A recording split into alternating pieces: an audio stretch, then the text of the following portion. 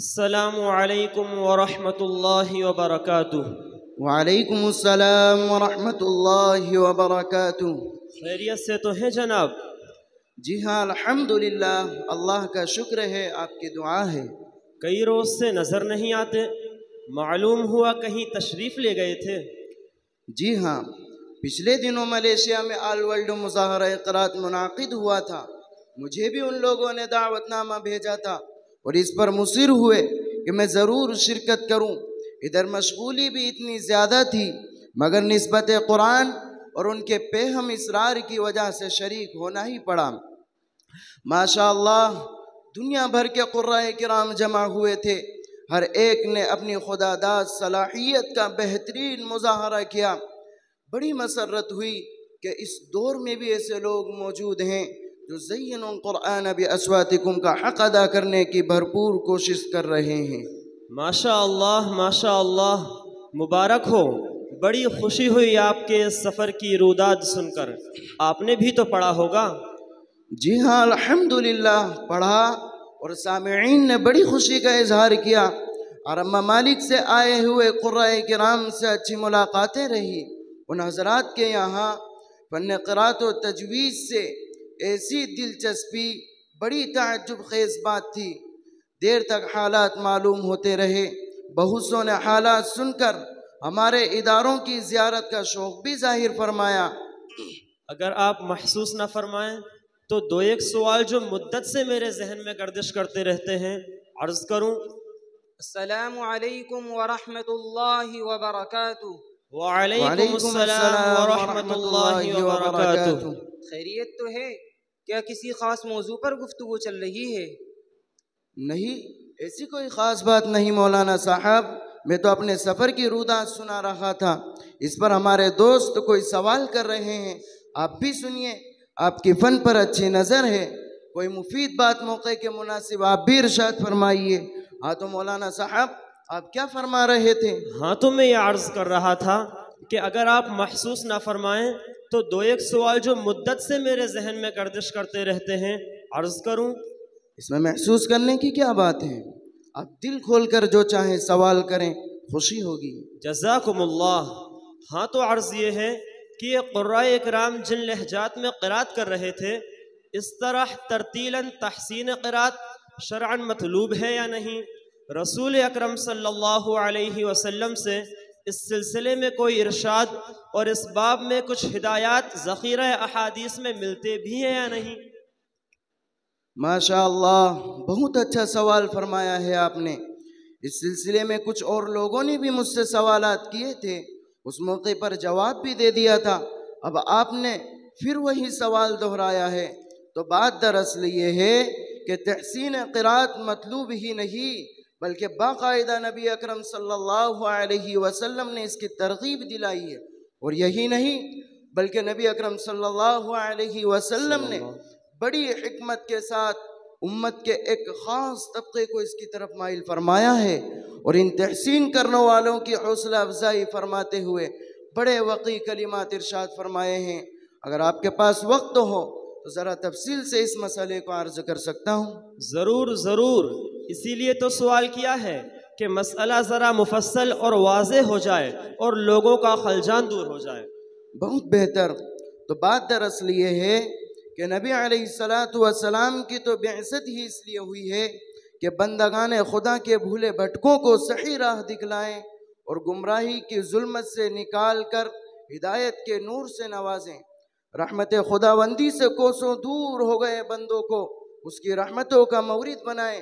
ادھر آپ علیہ السلام جو کہ رحمت للعالمین ہیں، جب دنیا میں تشریف لائے ہیں تو انسانوں کا وہ طبقہ جس کو خوشگلوئی یا عمدہ پرکشش آواز جیسی معجزانہ نعمت سے نوازا گیا تھا، مگر وہ قدرت کی طرف سے عنایت کیے ہوئے نسخہ کیمیا کا نہ تو مصرف جانتے تھے اور نہ ہی انہیں اس کی قدر معلوم تھی۔ اس زبردست دولت کے باوجود وہ اپنے آپ کو غربت کا مارا خیال کر کے چند کوڑیوں کے عوض ارباب ثروت کی غلامی کرتے اور اپنے خدا داد آواز سے ان کی فسق و فجور کی مجلس سے گرماتے، عشق و معاشقہ کے اشعار کو خوشگلوئی سے عزت بخشتے اور اپنے آقا و مالک کے جذبات و خواہشات کی تسکین کر کے مجلس مینوشی میں رنگ بھرتے، اور اصحاب ثروت بھی ایسے مغنی یا مغنیہ سے خدمت حاصل کرنے کو باعث فخر خیال کرتے۔ تو کچھ بندیوں نے تو کسی کی موت پر مصنوعی رونے دھونے اور نوحے سے روپیہ کمانے کو خوش آوازی کا مصرف قرار دیا تھا، مگر ان بندگان خدا نے یہ نہ سوچا کہ اس عطیے سے تو اصل معطی کی رضا و توجہ حاصل کرنی چاہیے۔ مگر قربان جائیے سرکار دو عالم صلی اللہ علیہ وسلم پر کہ آپ کو امت کی اس ذم و حالی اور اس عظیم سرمایہ کے ضیاء پر ترس آیا، تو آپ نے جہالت و نادانی میں ڈوبی ہوئی اس امت کو صحیح راہ دکھلائی اور فرمایا زینوا اصواتکم بالقرآن، کہ تم اپنی آوازوں کو قرآن کریم میں استعمال کرو، کیونکہ اس کی اصل زینت قرآن کریم ہی سے ہے۔ چونکہ دھارے کو بدلنا نبی جیسے اولو العزم ذات گرامی ہی سے ممکن ہوتا ہے، تو کبھی فرمایا زینوا القرآن باصواتکم، کہ تم اپنی حسین آوازوں، تم اپنی فطری آوازوں سے قرآن کریم کو زینت دو۔ یوں بڑی حکمت عملی سے خوش آوازی کی قدر کرتے ہوئے فرمایا کہ تم اپنے حسین آوازوں اور لہجوں کی عمدہ صلاحیتوں کو قرآن کریم میں استعمال کر کے اس کو جس قدر بھی مزین کر سکتے ہو کرو، کہ اس میں تمہارے جذبات کی تسکین بھی ہوگی، اور اللہ تعالیٰ ایسی تلاوت کو اس قدر شوق سے سنیں گے کہ کسی دوسری چیز کو اس قدر شوق سے نہیں سنتے۔ کیا عجب انقلاب ہے کہ اب تک بندہ جس آواز سے خدا کا معتوب و مغضوب بنتا تھا، اسی آواز سے اب وہ قدرت کا مشتاق بن گیا، قدرت اس کا شوق رکھنے لگی۔ چنانچہ ارشاد نبوی صلی اللہ علیہ وسلم ہے ما اذن اللہ لشیء ما اذن لرجل حسن الصوت بالقرآن من صاحب القینۃ الى قینتہ۔ پھر چونکہ دھارے کو بدلنا تھا اور اس طرح کی صلاحیتوں کو قرآن کریم میں لگانا تھا، تو صرف ترغیبی و تشویقی انداز پر اکتفا نہیں فرمایا، بلکہ کبھی ترہیبی انداز اختیار کرتے ہوئے فرمایا لیس منا من لم یتغن بالقرآن۔ پھر جب کسی عمدہ ادا کے حامل کو اس میں پوری لگن سے مست و مصروف پایا تو اس کی تحسین فرمائی۔ چنانچہ جب حضرت ابو موسیٰ اشعری کو اپنی پرسوز آواز میں تلاوت کرتے ہوئے سنا تو داد تحسین دیتے ہوئے فرمایا لقد اوتیت مزمارا من مزامیر آل داود۔ اور ادھر حضرت سالم کو سنا تو فرمایا الحمدللہ الذی جعل فی امتی مثل هذا، بلکہ بذات خود بھی قرآن کریم کو بہت ہی حسین انداز میں تلاوت فرما کر نمونہ پیش کیا، کیونکہ نبی کی ذات بے مثال کو اس کا یقین تھا کہ انسان فطری طور پر خوش الحانی گانے اور گنگنانے کا عادی ہے، اگر اس کو صحیح مصرف نہیں ملتا تو یہ مختلف قسم کے فسق و فجور میں اپنی پرکیف آوازوں کو ضائع کر دے گا۔ لہٰذا آپ کی ذات گرامی نے بڑی دل سوزی و عظیم فراست اور بے مثال حکمت عملی سے ایک طویل عرصے کی پرتاثیر قولی و عملی ہدایات سے امت کے دھارے کو بدلا اور انہیں قرآن میں مصروف فرمایا۔ ماشاء اللہ ماشاء اللہ، بہت ہی دل نشیں انداز میں آپ نے مسئلے کی وضاحت فرمائی۔ آپ کی گفتگو سے تو تحسین قرات کا منشأ نبوی کے عین مطابق ہونا معلوم ہوا۔ بہت سے لوگوں سے مسئلے کا یہ گوشہ بالکل مخفی اور مخفی ہی نہیں، بلکہ ان کے نزدیک تو تحسین قرات گویا کوئی شجرہ ممنوعہ ہے۔ اب جب آپ اس قدر کھل کر بات کر رہے ہیں تو ایک سوال کر لوں، گو ذرا تلخ ہے مگر پوچھ ہی لوں تو بہتر ہے، پھر شاید التفات دل دوستہ رہے نہ رہے۔ آپ پوچھتے ہی رہیں، آپ کے سوالات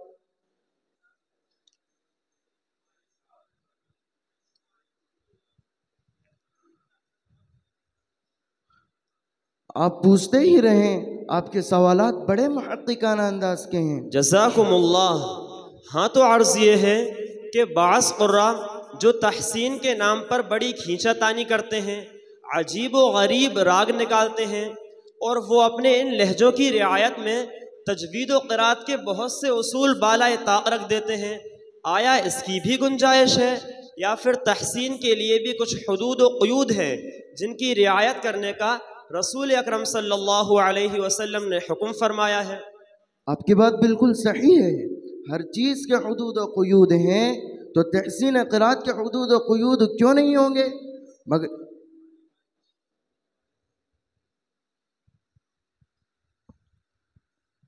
मगर इस मैदान में बाज़ वो लोग आए जो जो हुदूद व क़ुयूद व ज़वाबित का लिहाज न कर सके और तहसीन के लिए शेर व शायरी की तरह अंदाज में तिलावत करके हरफों की कमी बेशी और मुदूद में मुबालगा करके उसूल के दायरे से निकल गए। चूँकि फिरासत नबवी सल्लल्लाहु अलैहि वसल्लम ने सदियों पहले इसको महसूस फरमा लिया था, तो आप दूध का दूध और पानी का पानी अलग फरमा गए, इसके दायरे की हदबंदी भी फरमा गए। चुनांचे फरमाया इय्याकुम व लुहून अहलिल इश्क़ व अहलिल किताबैन, कि उशाक़ व फुसाक़ के अंदाज में तहसीन से एहतिराज़ करें। इस इरशाद के पेश नज़र मुअतदिल मिजाज खुद्दाम कुरान और खुद्दाम हदीस ने इरशाद नबवी सल्लल्लाहु अलैहि वसल्लम की रोशनी में इसके हुदूद की निशानदही भी फरमाई। मालूम हुआ कि ऐसी खुशलानी मज़मूम है जिससे उसूल तजवीद मुताअस्सिर होते हों, मगर इसका ये मतलब भी नहीं कि इसको बुनियाद बनाकर नफ्से खुशलहानी जैसा पाकीज़ा अमल ही तर्क कर दिया जाए, बल्कि राह एहतिदाल इख्तियार करते हुए गुलू और हद तजावुज़ी से एहतिराज़ करना चाहिए। अच्छा क़ारी साहब, आपकी बातों से एक हद तक इत्मीनान ज़रूर हुआ, मगर आजकल जो तहसीन कुरान के मुख्तलिफ़ लहजे राइज हैं, क्या कुरान पहले भी इसी तरह पढ़ा गया है? मुझे तो लगता है कि इस तरह की खींचातानी ही से गालिबन उलमाए मुजव्विदीन ने मना फरमाया है। अगर इजाज़त हो तो एक दो बातें इस सिलसिले में अर्ज़ कर सकता हूँ। ज़रूर ज़रूर। मौलाना साहब मुआफ़ फरमाइए, जो लोग ये फ़ैसला कर रहे हैं वो क़िल्लत तअम्मुल से नाशी है। क़ारी साहब की पिछली तकरीर अगर आपने गौर से सुनी है तो उसमें यही समझाने की कोशिश की गई है कि दो चीज़ें अलग अलग हैं, तहसीन मआ रियायतुल हुदूद, तहसीन मआ अदम रियायतुल हुदूद। इसी जगह लोग खल्त मल्त करते हैं और इसी को समझने की ज़रूरत है। देखिए, हाफिज़ इब्न हजर शरह बुखारी फ़तहुल बारी में अल्लामा नबवी की तिबियान से नक़ल करते हुए फरमाते हैं, अजमअल उलमाउ अला इस्तिहबाब तहसीन अस्सौत बिल कुरान मा लम यख़रुज अन हद्दिल क़िराअत बितमतीत फ़इन ख़रज हत्ता ज़ादा हरफ़न औ वक़फ़ा हरुमा। और जिन लोगों ने भी इस मसले पर कलाम किया है, तक़रीबन सभी ने इस क़ैद को मलहूज़ रखा। मालूम हुआ कि तहसीन सौत के सभी कायल हैं, अलबत्ता लहजा बनाने में हुरूफ व हरकात में कमी बेशी, मुदूद में हद तजावुज़ी, बेजा गुन्ना करना, बिला वजह आवाज़ कपकपाना वग़ैरह उमूर से एहतिराज़ ज़रूरी है। लिहाजा अगर इन उमूर से एहतिराज़ करते हुए मुख्तलिफ़ लहजों में तिलावत की गई तो ये सिर्फ़ जायज़ ही नहीं बल्कि मतलूब और शरअन ममदूह है। इस तरह की तहसीन क़िराअत पर हुज़ूर सल्लल्लाहु अलैहि वसल्लम ने बाद सहाबा को दाद तहसीन भी इनायत फरमाई है, बल्कि रसूलुल्लाह सल्लल्लाहु अलैहि वसल्लम ने ख़ुद भी तरतीलन तिलावत का एहतिमाम फरमाया है। चुनांचे मुस्लिम शरीफ की रिवायत है, उम्मुल मुमिनीन हज़रत हफ्सा रज़ियल्लाहु अन्हा तिलावत नबवी का नमूना पेश करते हुए फरमाती हैं, कान यक़रउ बिस्सूरति फ़युरत्तिलुहा हत्ता तकून अतवल मिन्हा। यानी हुज़ूर सल्लल्लाहु अलैहि वसल्लम कोई सूरत पढ़ते और उसे इस कदर इत्मीनान से पढ़ते कि एक छोटी सूरत तरतीलन तिलावत की वजह से दूसरी बड़ी सूरत से भी ज़्यादा लंबी हो जाया करती थी। चुनांचे इस हदीस के ज़ेल में साहिब फ़तहुल मुल्हिम ने अल्लामा शौकानी के हवाले से नक़ल किया है कि इस रिवायत से क़िराअत तरतील का इस्तिहबाब मालूम होता है। इसी तरह जब हज़रत अनस रज़ियल्लाहु अन्हु से आप सल्लल्लाहु अलैहि वसल्लम की क़िराअत का हाल मालूम किया गया तो आपने फरमाया, कान यमुद्दु मद्दा। बुखारी शरीफ की रिवायत है।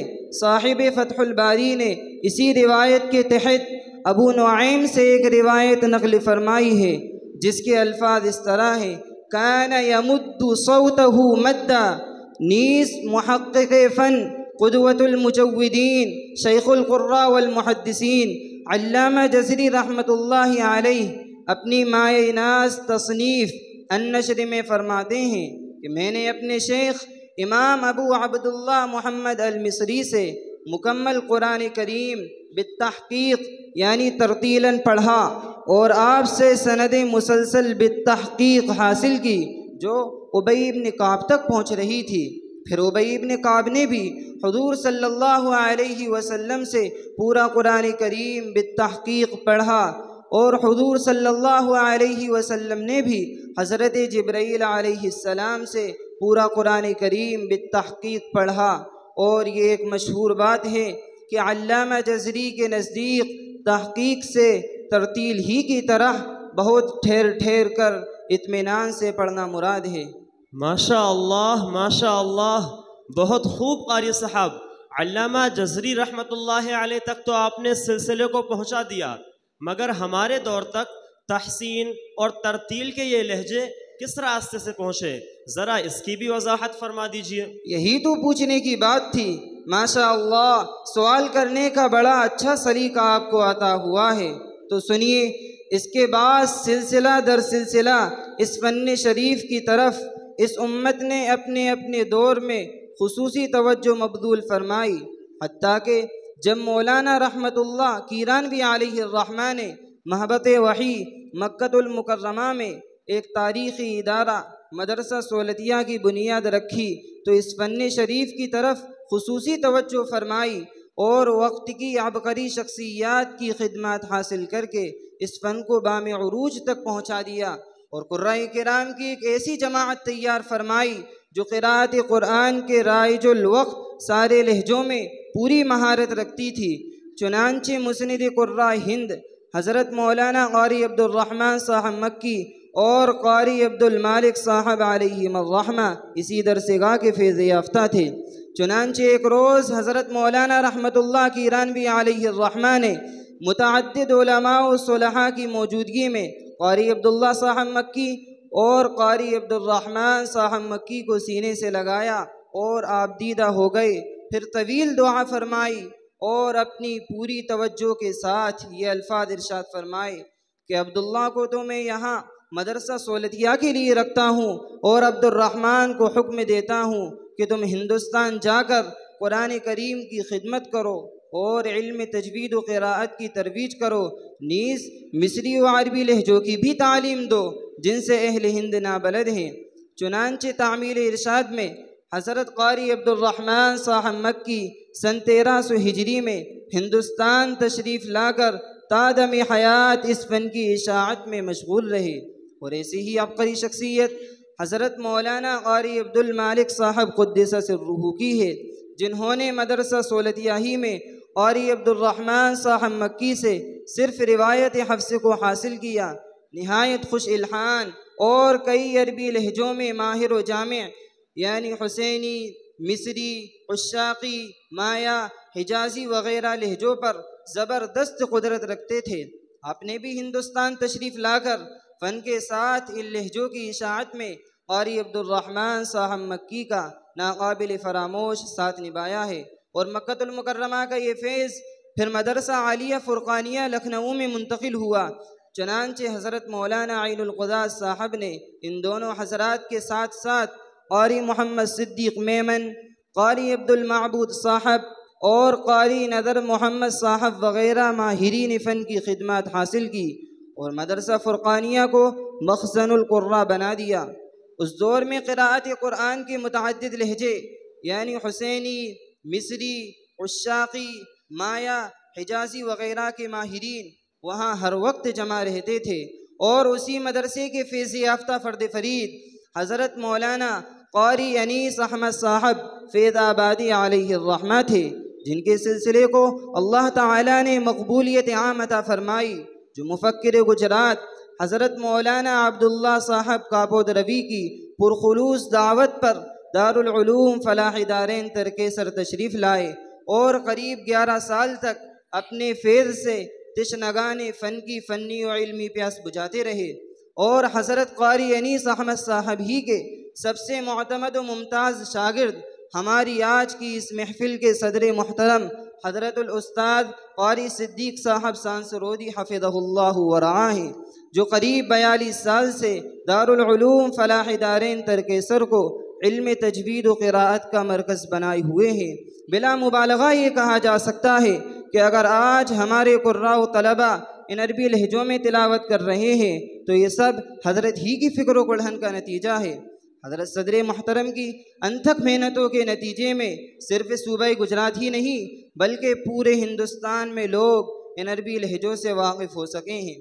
اللہ تعالی ہمارے صدر محترم کی عمر میں برکتیں نصیب فرمائے، آمین، اور ان کا سایہ ہم پر قادر قائم فرمائے، آمین۔ اور بھائی اخیر میں ایک بات لمحہ فکریہ کے طور پر عرض کر دوں کہ فکری کی یہ کیسی ناانصافی ہے کہ تدویراً تلاوت میں ہر طرح کے لہجوں کو جائز و صحیح کہنے والے لوگ ترتیل کو ان لہجوں کی وجہ سے مورد اعتراض قرار دیتے ہیں۔ الحمدللہ اس سلسلے میں لوگ اس وقت دنیا بھر میں کام کر رہے ہیں۔ آج میں آپ حضرات کی اس فن شریف کی ان برگزیدہ شخصیات سے ملاقات کراؤں گا جن کی شخصیات آفتاب آمد دلیل آفتاب کا مصداق ہیں، جنہوں نے اس فن شریف کی خدمات کے لیے اپنی زندگیاں وقف کر رکھی ہے، اور فن قرات و تجوید ان کا اوڑھنا بچھونا بنا ہوا ہے۔ ہمارے لجنۃ القرات و تجوید کی منعقد ہونے والی سالانہ دعائیہ محفل میں یہ حضرات تشریف لائے ہوئے ہیں۔